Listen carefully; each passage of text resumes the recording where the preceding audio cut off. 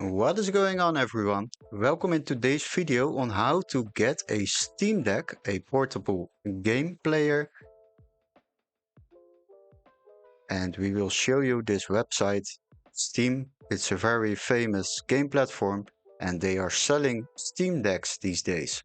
So what you can do with a Steam Deck, it's simply a portable computer and you can play games on it. It's like the PSP from PlayStation, but now it's in a computer variant.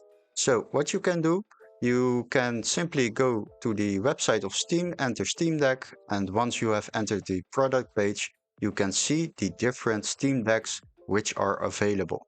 So the first one has 265 gigabyte and a LCD screen. The second one has 512 gigabyte and a OLED screen. And the third one got 1 terabyte and a OLED screen. So what you can do, decide which one is suitable for you and simply click on buy now. After you have clicked on that, you can go to cart and finish the payment process. So hopefully this video was very helpful.